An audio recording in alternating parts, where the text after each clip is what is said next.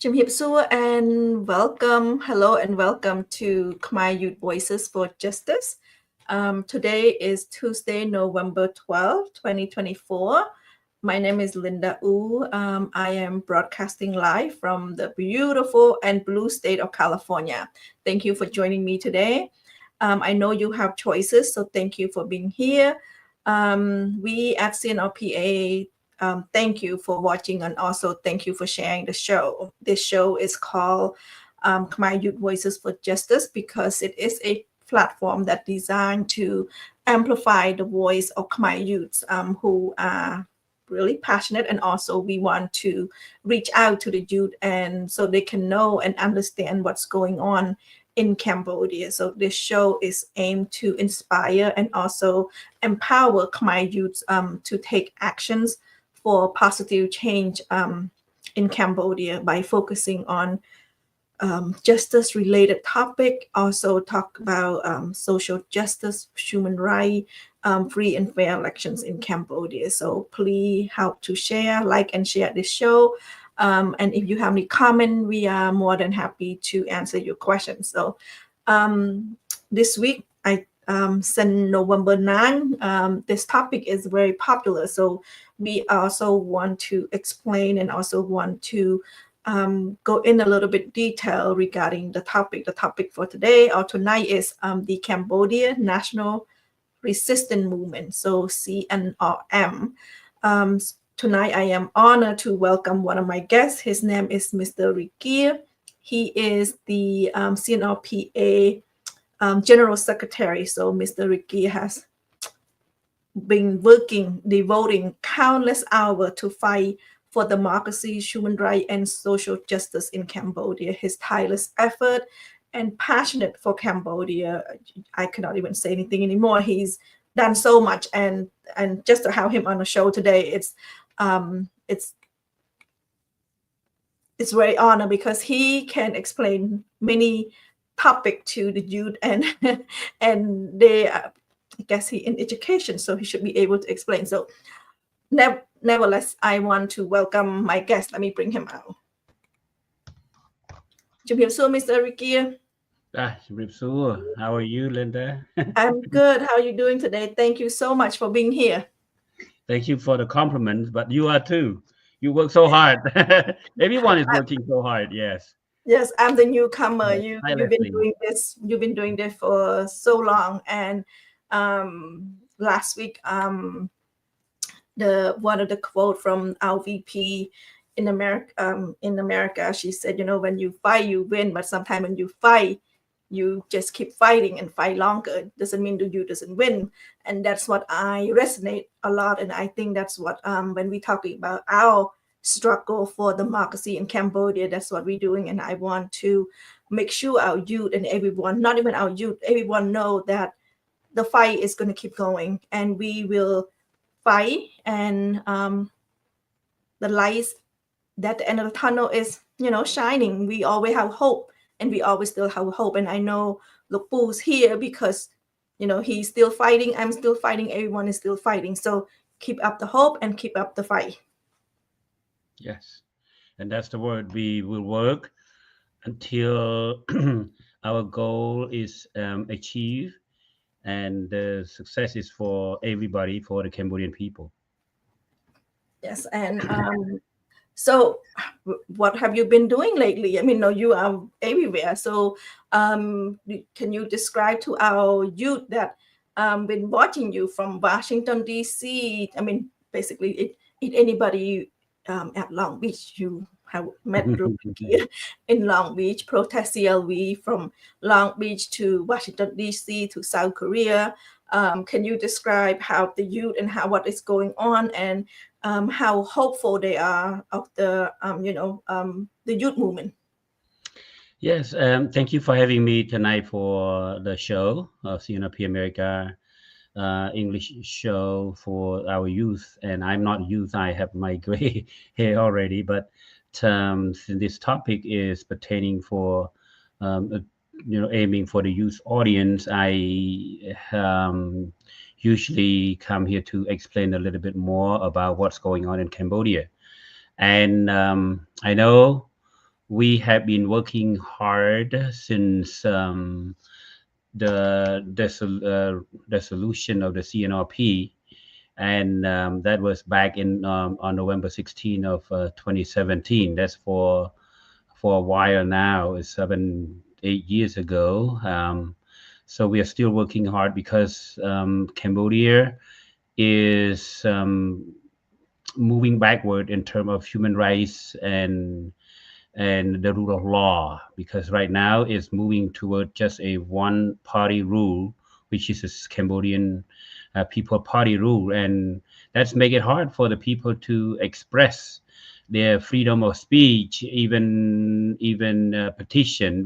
They cannot gather together anywhere to protest against the government. So the freedom of assembly, the petition, freedom of press, freedom of speech are all completely dead, I would say.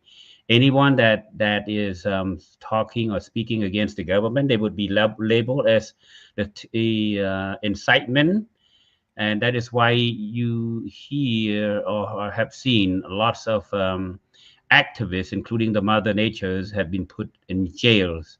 Can you believe that? We have a group of people who try to protect and conserve our resources, especially the natural resources, against the deforestation of the government, and then they are put to in jail, put to seal their mouth. They cannot be moving anywhere. So that's why we want to bring the youth and everyone up to date on these issues. This is very unfair, very unjust to the people, because the citizens are guaranteed under the Constitution that they have the right to protest, they have the right to assemble, or the freedom of speech, or the right to protest.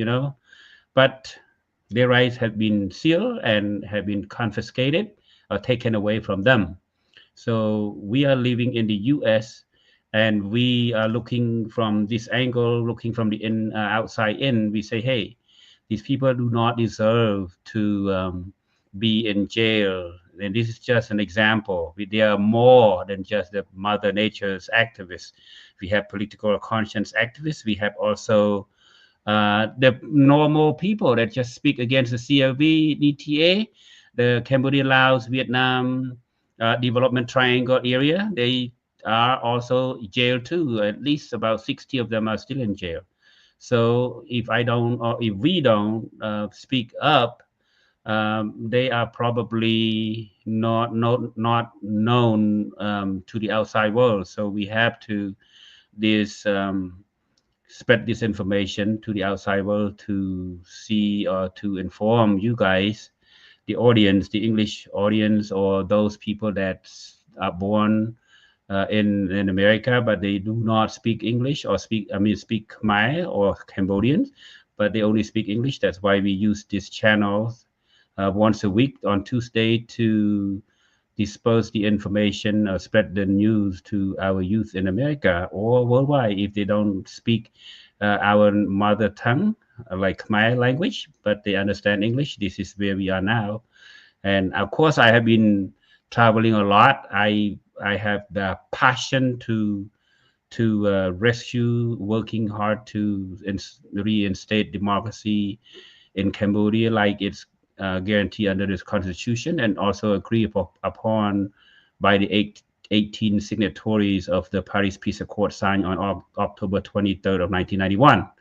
So we have been moving a lot, like Linda said already. We had protests in Long Beach. I always going to Long Beach and we also had the protests in Stockton. We had protests everywhere in Washington State. We also have protests in Montreal, Canada, or Toronto, or South Korea, a few times in South Korea and Japan. And also we had the last one we had was before the one we had in South Korea. We also had it in DC for 4 days. Never been before. That was unprecedented. That we had 4 days. It was October 11, 12, 13, and and 14 it was held on a Friday, Saturday, Sunday, and Monday.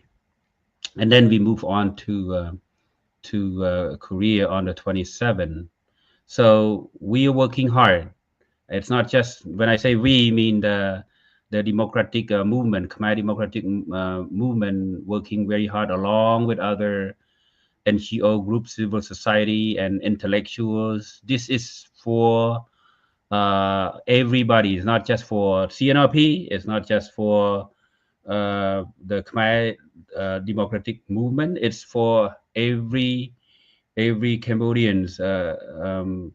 It's the concern is that this affect everyone because Cambodia is our country, our motherland. We need to protect her from being disappear in the world so that we can keep it for our future generation to live. We do not want our generation to be the minority that live in our land. That is that's not the right they deserve to be as Khmer citizens. So yes, we are working hard. We're working nonstop, and of course, we have produced some good result by mobilizing and uniting those youths, especially in South Korea and in Japan. And that's what the dictator do not want to see. We do not want to see protests against them. They accuse us of being like the incitement, and we are working like whatever they say, we just ignore the words because we don't have good word from them. They always accuse us of something so they can gain support from the international community to torture them some more. Say, hey, you are working against me. You try to topple me down and then try to uh, um, doing harm to the government. That we have the right to stop you. But in fact, we just practice our rights guaranteed under the constitutions.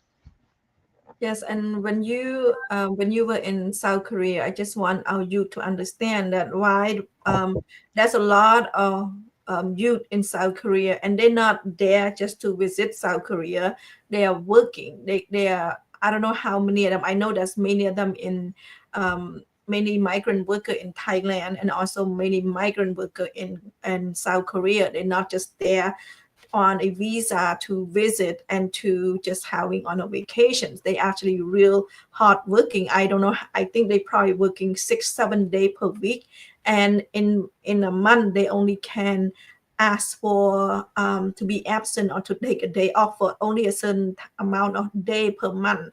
So many of these the youth that in South Korea, they when they at protest, those are days that they are not getting paid because they are going to protest. And I just want our youth in America or in Europe to understand those are sacrifice that they make, and why the question why would so many youth in South Korea, like Lukpu said, there's so many of them because they dare to work. Why wouldn't they work in Cambodia? Because there's no job in Cambodia, and we have over 2 million migrant workers, over 2 million migrant workers in Thailand as well. And you, if our youth say, how come nobody in Thailand doing any protest? That because of the rule, there's a law in Thailand that not allow our migrant worker to organize or to even gather, because that's against their rule. And when it's South Korea or Japan, it's more freedom. It's freedom of speech, freedom of associations. So that's why they're able to protest. And like I said, it's not they dare on a visa to visit for vacations. They are on visa to work, and work every single day, 6-7 days per week, nonstop. And when you there, do you have time to meet our worker in South Korea and ask them about how their life is in South Korea, Lokbu? Was Yes, it a piece of that, cake? yeah, that was our second time in South Korea this year. First time we went was in May, and then we came back. We went back again in the end of October, and of course we have talked to different groups and from different walk of life. and including those that are Korean, Cambodian, Korean, U.S. citizens, and I mean Cambodian, Korean citizens, and then also the Cambodian from Cambodia. And yes, we when we talk about this, it just make me feel sad that Cambodia is where they should be, where they should work, because that's where they grow up, where they were born, they grow up, then they went to school there. But then at the end, after they graduated from college or university or from the vocational skills, they could not find a job there.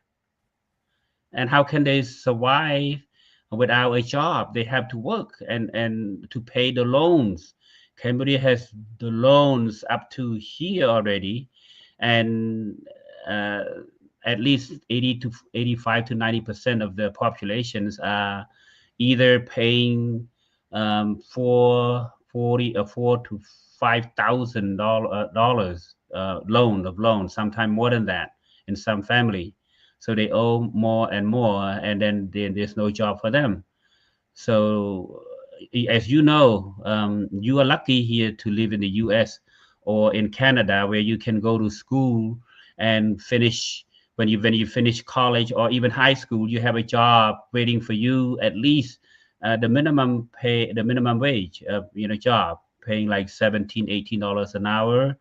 You have a job. You're lucky to be here and find a job, but not such as such in Cambodia, because I think the minimum wage over there, if you can find a couple of dollars a day, that would be better. But none of them, not none, but many of them could not find a job. That's why they have to go to Thailand. Like Linda said, already 2 million people in Thailand as migrant workers, about 70 to 80,000 youth in South Korea, about 7 to 8,000 in Japan. So we're talking about closely 3 million people, just the youth in Japan and Korea or in Thailand. That's documented. Yeah, that's a lot. And the Cambodian population is how many? 16, 17, 6 to 6 or 17. 17. Yeah. Yeah. So 17 million, and I would say about 16, because there's no specific number, because none of them have the social security that they can track. And many of them are fakes too. Yeah. And, Vietnamese, we could say illegal immigrants coming to live in Cambodia all the times. So it could be that 1 million is people from somewhere else, like Vietnam or China or any other countries nearby. So I would say, 3 out of 16 or 17 million would be, if you divide that A by, quarter, I could just say a yeah. quarter Cambodian out of the Mhm. country already. So 3 divided by 17, let's say 17 million. We have 17% of the whole population in other countries. And this is not, I would say, including Malaysia too, and Indonesia, and even some people working in the Philippines. So yes, this is very sad. 17 percent of the population, 3 million people working outside the country. They don't deserve to be outside the country. And think about if one person has a few family members to support. They have 4 or 5 mouths to feed. You're talking about 15 million people. So three times five would be 15 million people. So almost the whole population, depending on the outside world to support them. So that's why the youth in Japan and South Korea telling us that they send lots of money to Cambodia to support their families, waiting for the salary from the outside. And this is not including the U.S. and Canada as well. So Cambodia's population depend on the outside world, outside like overseas Cambodian people to support them. This is very sad. Um, that's what I would say. And then those in South Korea especially, and Japan, they sacrifice so much. Of all the 30 days, they can have only 2 days off, and their day off cannot be one after another. It has to be like this weekend, for example, Sunday. They cannot take another Sunday off until the following Sunday. So only two 2 days off within 30 days. So 28 days they are working. This is to show you how tough they are, but they still come to join the protest because they want change in Cambodia. Another obstacle that they're facing is the visa extension in South Korea, because if they are protest against the government policy toward the no CLV DTA, their names are they are on high risk for not renewing their visas, or they being sent back, threatened by the CPP, the ruling party in South Korea. They receive the threat all the times, and especially the people that live inside Cambodia, their family that I just talked about, also get threat inside the country as well. So, but they said, if they keep getting fear of being tortured or being not having their visa renewed, they are going to face the same consequences forever. So they want change, but they have to do something. That is why, joining the movement is very important. Doesn't matter where you are, you can make the difference. You can contribute your time, just like the people in South Korea and Japan, and also in the US and Canada and worldwide. You contribute your time, your energy, your money, and your ideas. If push come into, you know if there's the last sacrifice we need to do, the ultimate sacrifice would be joining the movement there. We might be facing some death, or the life going to be lost, but hey, we have to do something for our people, for our country. So I Yes. encourage everyone to participate. Very important participation. Yes. Now let move on to our topics. And you're talking about movement. Let's talk about Mhm. the Cambodia National Resistance Movement, which is launched on November 9, which is the national um, holiday in Cambodia, which is the Independent Day in Cambodia from France. So it's launched in Massachusetts. I believe Mr. Samrang is in Massachusetts, and he has four points of why he's launching.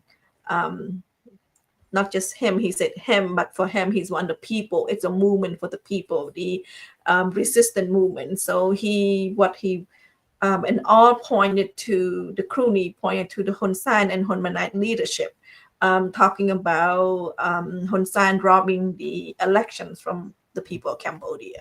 And we know, Lupu know, and I just want you to know, there is no such thing as free, fair, and just election in Cambodia.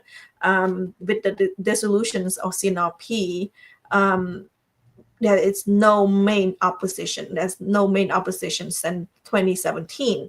So since 2017, Hun Sen is freely doing whatever he wants when it's come to election. So, and also the last election, which was last year, July of last year, his son become the prime minister, basically putting silver platter and putting Hun Manat on silver platter and hand it to him.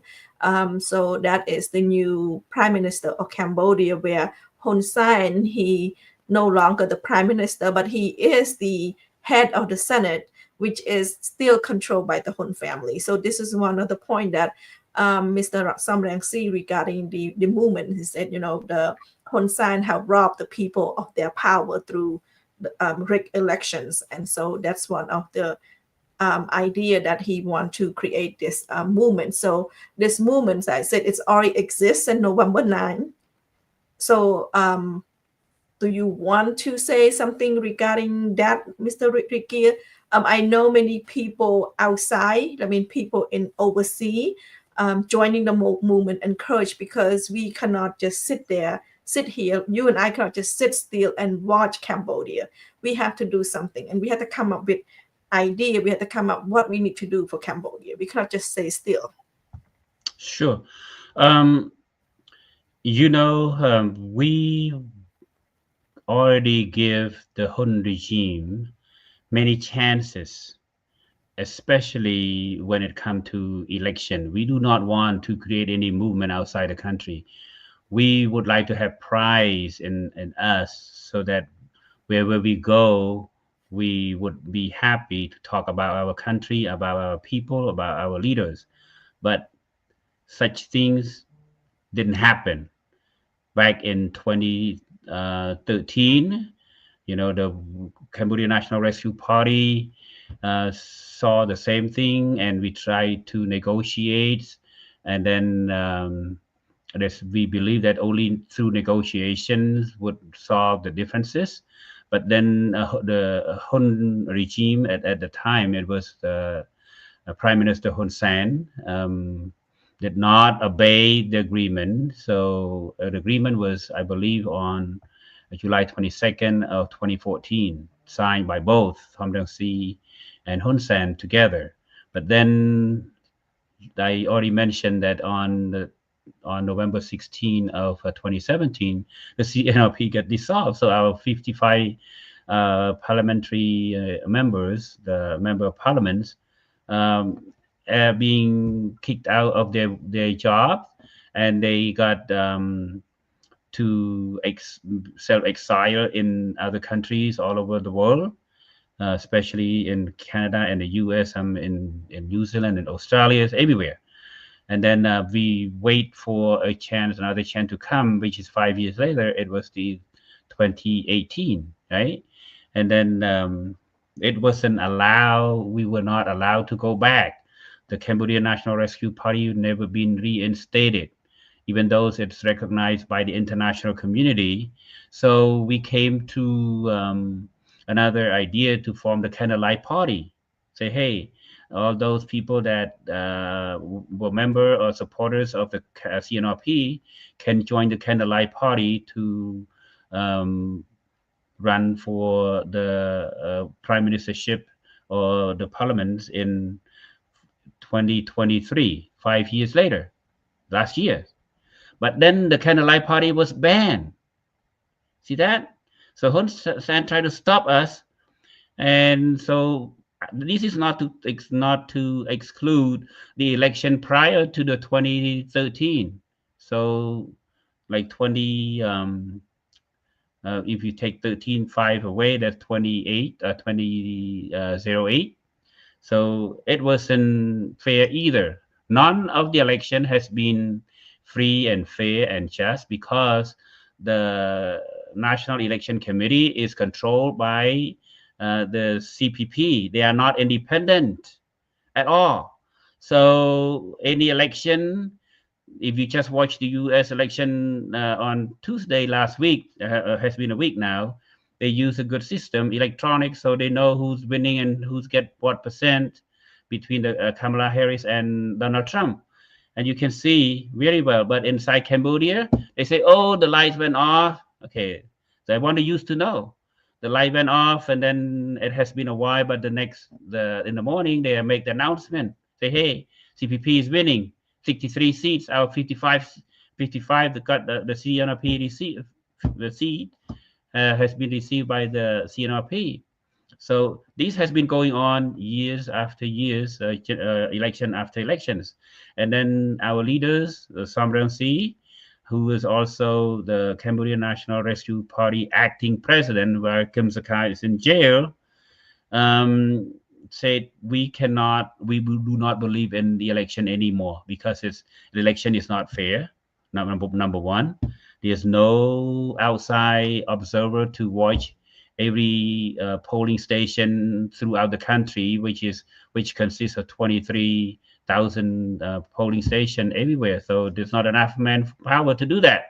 Number two, there's always a threat Say if you vote for other party beside the CPP, you're gonna be in trouble. Your land, if you have any issue with the government or making the family book or the ID, we are not going to support you.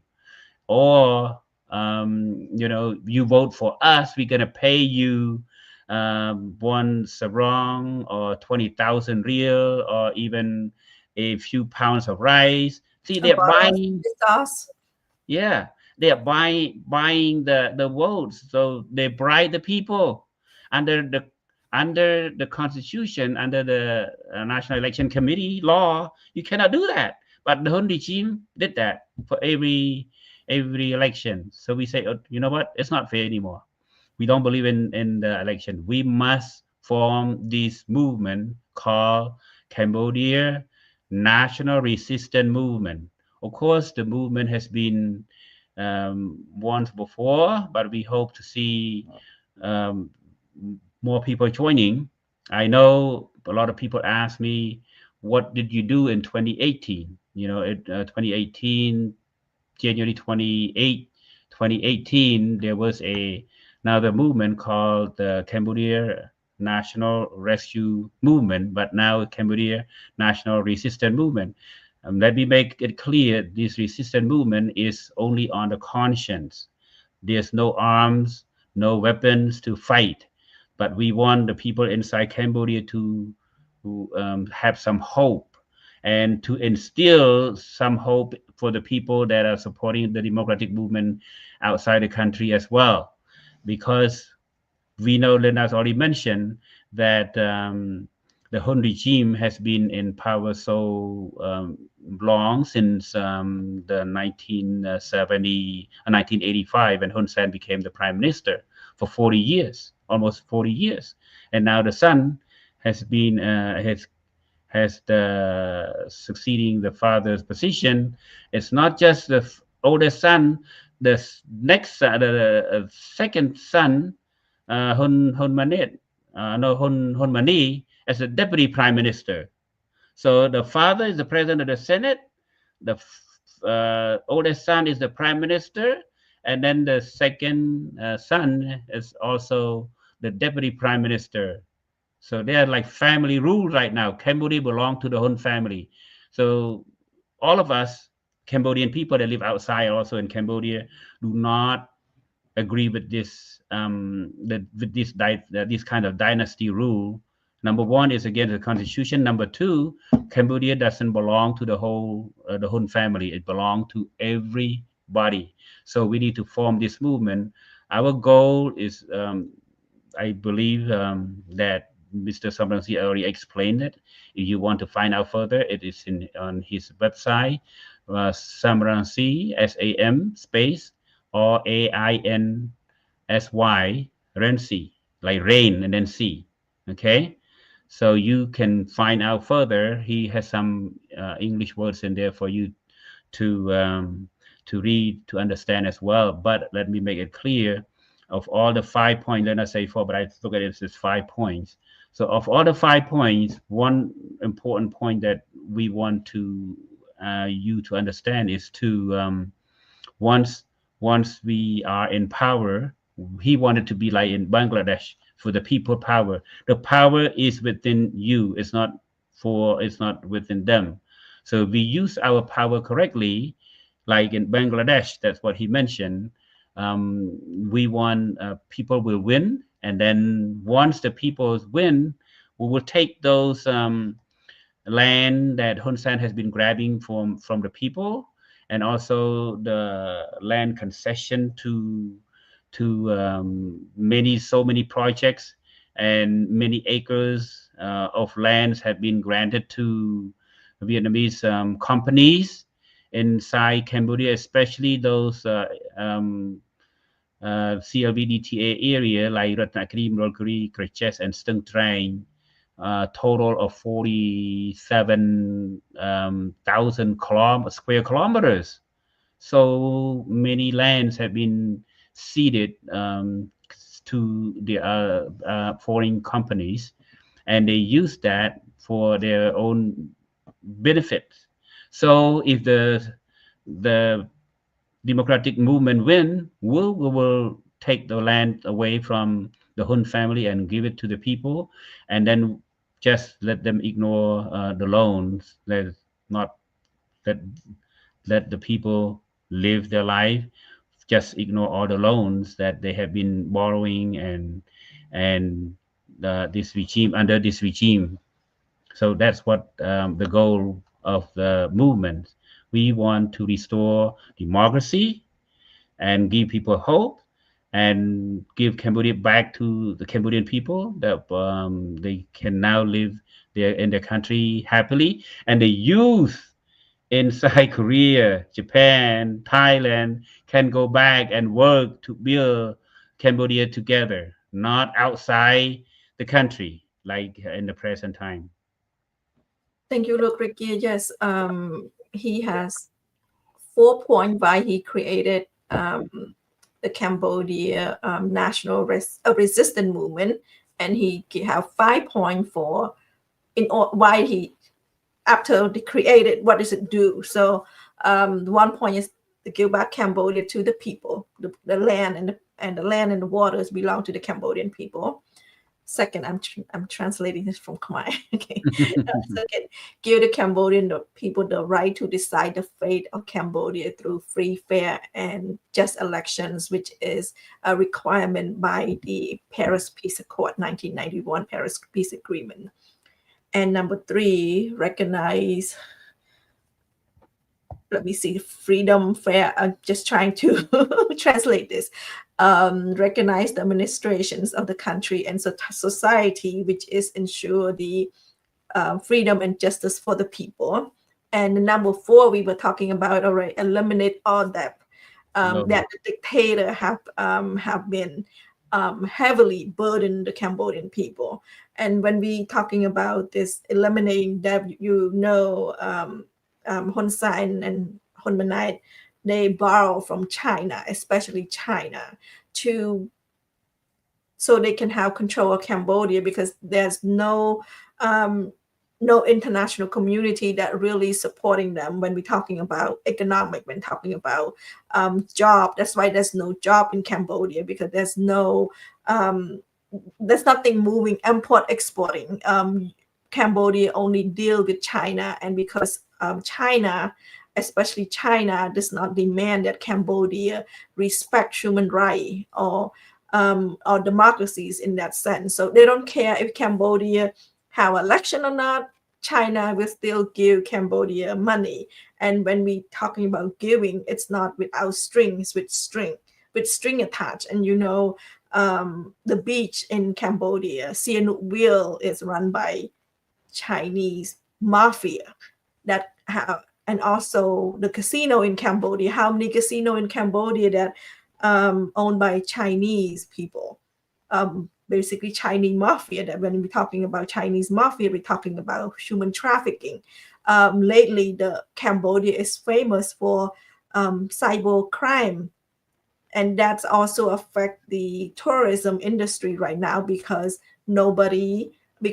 each country, they warning their own citizen not to go to Cambodia, because Cambodia is very dangerous, and also not to accept job in Cambodia, because many people are pulled into this cyber crime, where people offer people, if you are in other country, you offer this job opportunity where really great pay in Cambodia, and when people are there to work, instead they are in this cyber criminal that need to be rescued by their country. So that's affect the tourist industry. And the issue with that is Cambodia has a lot of rescue operations, rescue people from this compound, that compound, but you never see a real perpetrator where Cambodia arrests who is owning that compound. Never arrest that. And Lukpu can agree with me that criminal just run free. I mean, Hun Sen himself is a criminal, so it's not hard to see that the head of Cambodia is criminal, and of course the country is full of criminal, and not just criminal created by it's created because Cambodia accepted foreigner into the country, and all Hun Sen want and Hun Manet want just their money. Mm-hmm. Where am I? I'm not there before, right? Right. Then that is a good point. Never before that Cambodia has this bad reputation in the world, Yes, sir. because human trafficking was never a big issue at all. Maybe I would say very few cases each year. But since the Hun regime has been in power, now it's become a shelter for the mafia and human trafficker, I would say, because they are running, they're selling people like animals. They are using people to force laborers, prostitutions, drugs everywhere, and of course the cybercrime use it for ransom to make money. And who in the world would like to visit a place like that? There's no such things for safety. You don't want to walk in Kampong Sam province and worried about your purse being stolen or you being kidnapped by a stranger who has gun pointing at you. So this is just an example, and that is why we are so happy to have Lee Yong Pat, one of the tycoon, actually the CPP treasurer. He's the guy that taking care of the money in the CPP in Cambodian government, and then he was behind the cyber crimes, human trafficking. That's why the U.S. put a sanction on him to come to the U.S. and freeze his assets. And then he said, "Oh, it's not fair for the U.S. to do that." He was complaining. I said, "Come on, this is the crime you deserve, and you should not. You should be putting in jail. And if you in the U.S., you are probably jailed for so many years for the crime that you committed."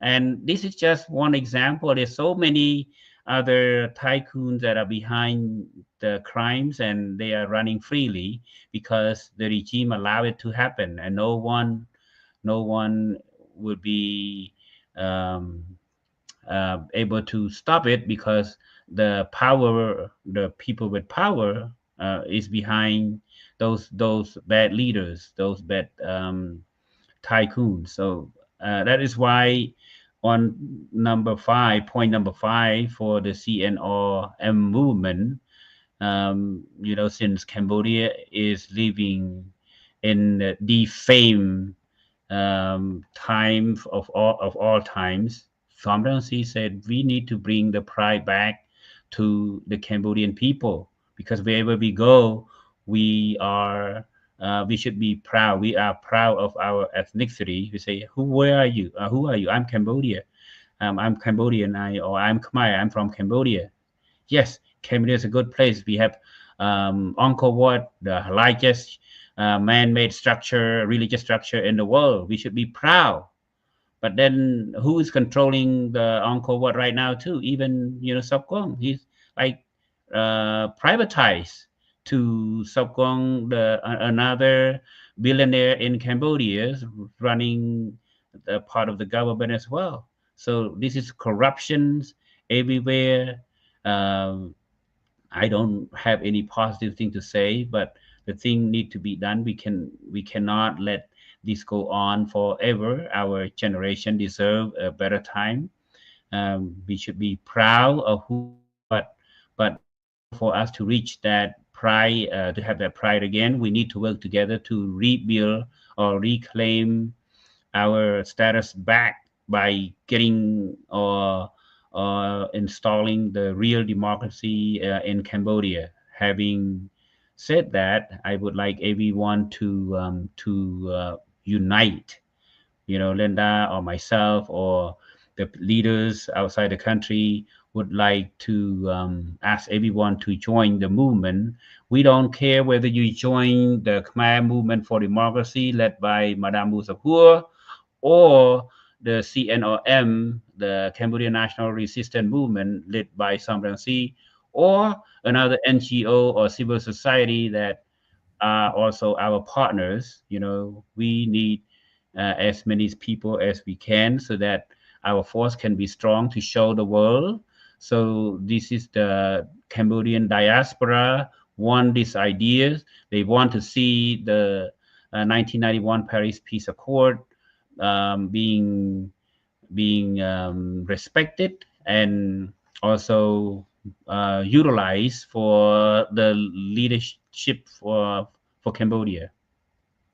Yes, and I couldn't even say anymore. I hope that everyone, not that I hope that everyone will join, because this is something that um, it will give the power to the Cambodian people. So we know Cambodian love free nations, love freedom and love justice. So this movement, like I said, will solve a lot of issue, and hopefully this movement will have, not I hope, I know many people already come out that they join already. So please, if you have not read on anything of this movement, please read about this movement and join us. And we here for like 46 minutes already explaining the reason, what's going on behind Cambodia, why we need this movement.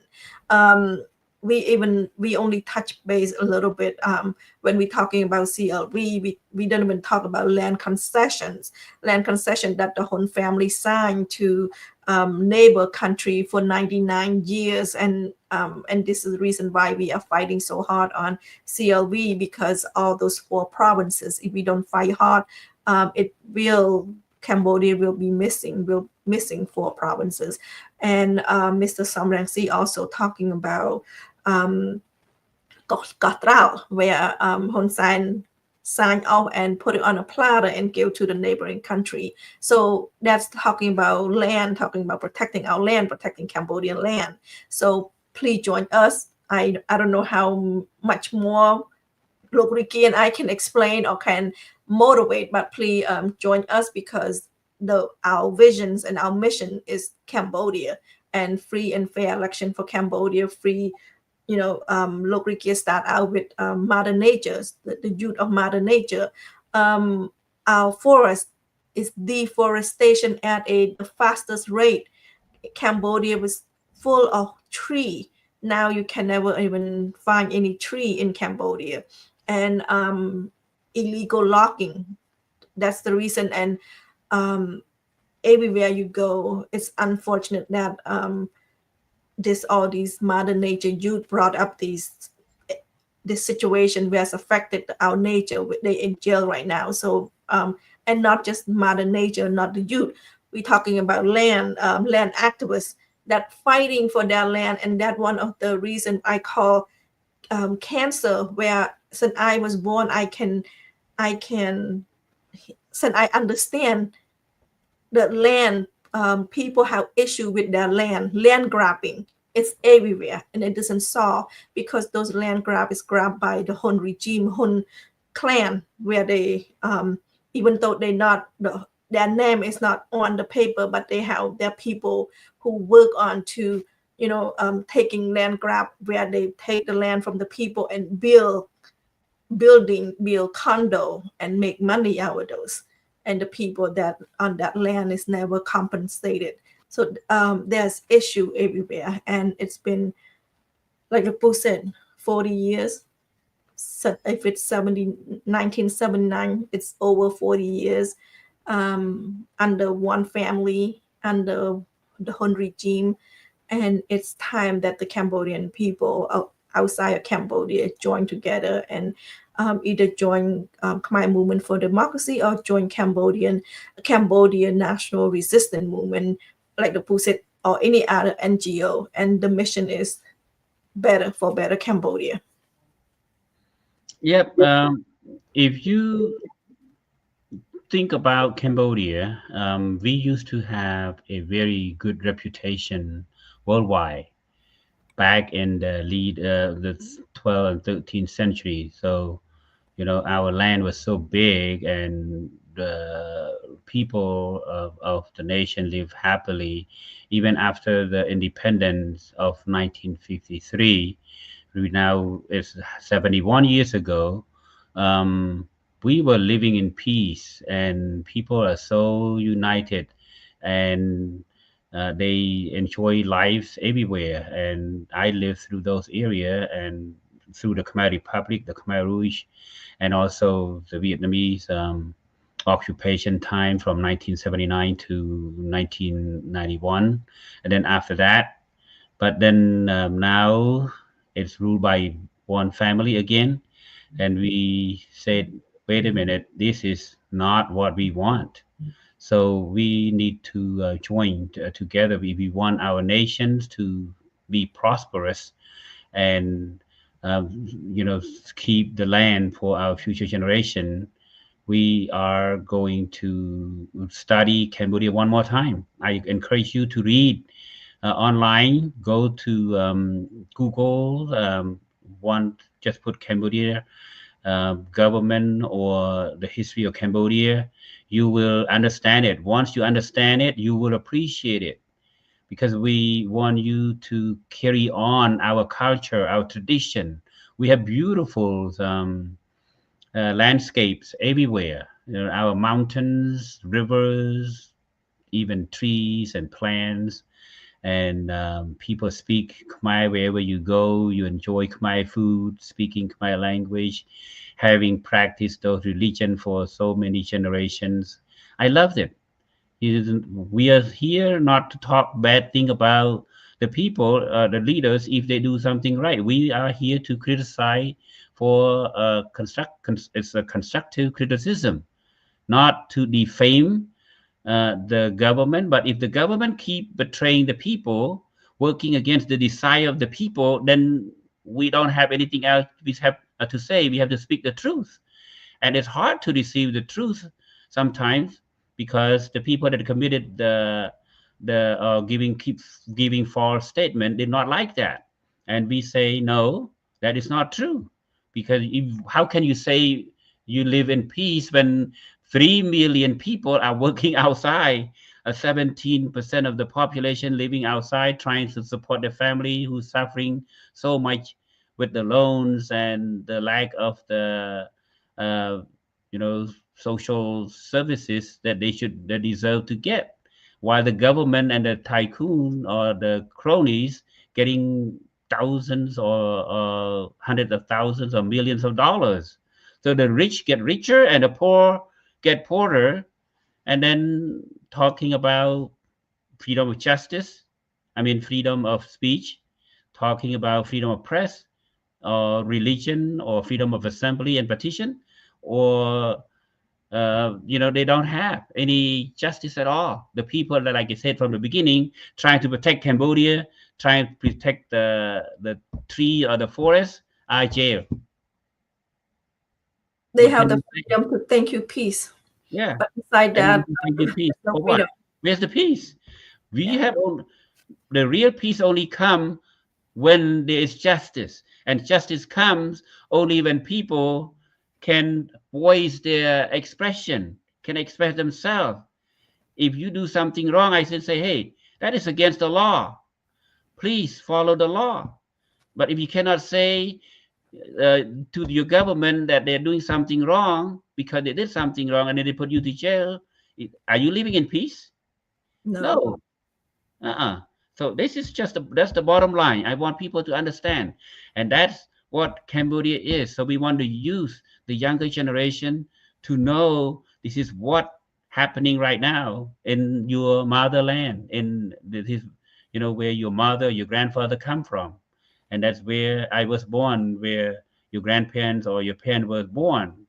And we do not want our land to be like that. We want our country to be famous and to have a real democracy in our country.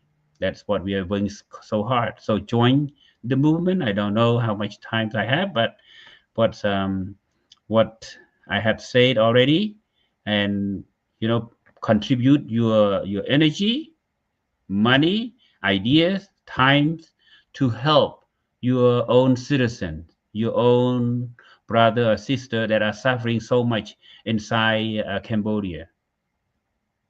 Yes, and also I want the youth to stop and think. Like every time they talking about how proud they are of Cambodia, how proud they are of their Khmer blood. I want them to stop and think that there are 17, 16 million other people in Cambodia that also proud of who they are, but they are not able to express or anything against the regime. And I wanted you to understand when you say, oh, who is leading Cambodia? The person been there sitting on that seat for 40 years. I want you to stop and think that's not real democracy. That is voter suppressions. That is intimidations to the maximum where you cannot, where the voter does not, like I said, I always say free, fair, and just election. They don't have that. If they have that, they wouldn't be sitting there for 40 years. And no, when people say, oh, because they love the Hun regime. No, nobody loved the Hun regime. It's ridiculous. If the country had real peace in Cambodia, the country would not have banner everywhere. Thank you, peace, because the peace should become our people. Peace should be coming from within. When people are happy, when they have justice, that's when you have peace. You cannot shove, you cannot you cannot hang the banner and expect people to read and coming out from deep inside them that they have peace. That's not peace. And any government that telling their people, oh, you should thank you peace, our youth, and especially that know what true democracy is, should stop and say, you know what, this is not something that I want the 16 million of Khmer people that have my same blood as I am to experience. Even though many people here in America, second, third generation Khmer, Cambodian American, or American Khmer, whatever it is that they born here, they're American. They have their blood that's Khmer. I want the people to understand that there are 17 against 17 millions in Cambodia, how their same blood that does not know what is true democracy is. And people should help and should care about that. I actually have a clip of Mr. Sam Rainsy. I actually listened to his speech with RFA, and at the ending is very inspirational, and why we keep fighting for this, and why we keep fighting, continue to fight for Cambodia. It is in Khmer, and I hopefully next time I can translate in English, or somebody can translate it, but I want to play, it's like less than 2 minutes. I want us to listen something that he said. I know I can sum up the points once that's done in English. Yeah. Let me share my screen. Hold on. Thank you, Soknin. ការតស៊ូសម្រាប់បុគ្គលណាមិនមែនការតស៊ូសម្រាប់បុគ្គលណាទេមិនមែនការតស៊ូសូម្បីតែសម្រាប់ខ្លួនឯងក៏មិនតស៊ូសម្រាប់ខ្លួនឯងដែរ Can you hear? តស៊ូសម្រាប់ប្រទេសជាតិតស៊ូសម្រាប់អនាគតកូនចៅយើងទៅថ្ងៃក្រោយតស៊ូដើម្បីសេរីភាពតស៊ូដើម្បីយុត្តិធម៌អ្នកដែលមានវិញ្ញាណត្រូវតែតស៊ូពេលណាមានការឈឺចាប់ពេលណាមានអំពើអយុត្តិធម៌ពេលណាមានគ្រោះថ្នាក់ចំពោះប្រទេសជាតិយើងមានតែសត្វអត់វិញ្ញាណវាអត់ចេះគិតទេរឿងតស៊ូប្រទេសជាតិក៏វាអត់ចេះគិតយុត្តិធម៌ក៏វាអត់ចេះគិតអនាគតក៏វាអត់ចេះគិតអានឹងឲ្យសត្វខ្ញុំជឿថាអ្នកដែលមានអកប្បកិរិយាដូចសត្វមួយចំនួនតូចតែប្រជារាស្ត្រខ្មែរដែលមានភាពថ្លៃថ្នូរក្នុងជំរឿចិត្តរបស់យើងម្នាក់ជាកូនខ្មែរយើងត្រូវតែស្រឡាញ់ជាតិស្រឡាញ់សេរីភាពស្រឡាញ់យុត្តិធម៌គ្មានអ្វីអាចទិញទឹកចិត្តយើងបានទេដូច្នេះយើងចិញ្ចឹមចិត្តចលនាជាតិតស៊ូសូមឲ្យបងប្អូនកូនខ្មែរទាំងអស់ក្នុងក្រអៅបេះដូងរបស់យើងម្នាក់ទោះជាយើងមិននិយាយស្ដីយើងមិនធ្វើអីទៅដោយ ក្នុងចិត្តយើងធ្វើមិនឲ្យពលឹងជាតិពលឹងខ្មែររស់រវើកនៅក្នុងបេះដូងរបស់យើងនឹងហើយជាលក្ខខណ្ឌទី1ចាំបាច់ដើម្បីឲ្យមានការផ្លាស់ប្ដូរនៅប្រទេសកម្ពុជាដើម្បីនាំមកនៅលទ្ធិប្រជាធិបតេយ្យពិតប្រាកដនៅប្រទេសកម្ពុជាដើម្បីឲ្យខ្មែររស់ឡើងវិញ So what he has been saying is that the struggle is not for you, for me. It's for the freedom that the people need, for the justice, and also for the future for our generations. Because everywhere we go, we need those basic how you say basic justice, freedom, and I would say the future. So instill love in your heart, your mind, and that's the way to bring back the real democracy to Cambodia. And this is for our generations to come. That's the main point. So the reason he said that, we can conclude that because he sees that Cambodia is going in a wrong path. So we need to work together to bring it back so that freedom, justice, and peace and the future of our generation can be reinstated, can be installed, and democracy will need to be back on track.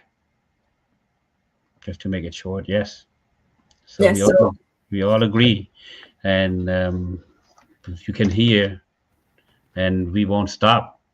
You know, we keep working hard. We are going to get what we want, even though there will be little progress. Sometimes we don't get what we want right away. We will get a little bit, but then even one little step will be counting towards success. But if you keep continuing a little bit at a time, eventually at the end, you're going to get what you want. It's like one of the Chinese proverbs, that's a journey of 1,000 miles start with a single step. And that is what we are doing. yes, so it's a journey, and it's a journey, life journey. Yes, and as long as we have hope, and we are hoping, and everyone I know is always have hope. It's just a matter of how much you can give, but please continue to give, please continue to care. As long as Cambodia doesn't have true democracy, please continue to work forward to a true Cambodia, a better Cambodia, for everyone. So thank you so much, Lopu, for being here today. If you have anything to add, you can add. But beside that, I think we said a lot today, just you and I. I would like to add one or two words. You know, we have been suffering so much, and I have been in the U.S. since the 80s, and so for a long time, for 40 years. Yeah, 40 years. And while Hun Sen is in regime in the country for 40 years. So since I was here, he has been in power. So we do not use. I beg. I asked. No, I don't know. I asked every Cambodian to stop begging for Hun Sen to give you freedom. Freedom is not free. You have to fight for it. That's my message. We have to mobilize, to unite, to fight for what we want. Because Hun Sen won't give it to you or me or to the Cambodian people, and the Cambodian people inside cannot stand up. They can use their thinking, because they cannot form any activities, any movement right now. But if they want to change, if they keep the change in their heart and their mind, and one day when we work so hard from the outside, when we go in, then they can start, like, you know, grabbing the hand together. Let's walk together. And that's number one. Number two, I would like people, every Cambodian especially, everywhere, to think of your country first. You know, we do not want to live in our as a minority in our own birthplace. So yes, that's the message, and we will win when we work hard together. Keep hope alive. Thank you, Linda, for your time, and thank you everyone again for the shows. And we'll see you again probably sometime soon.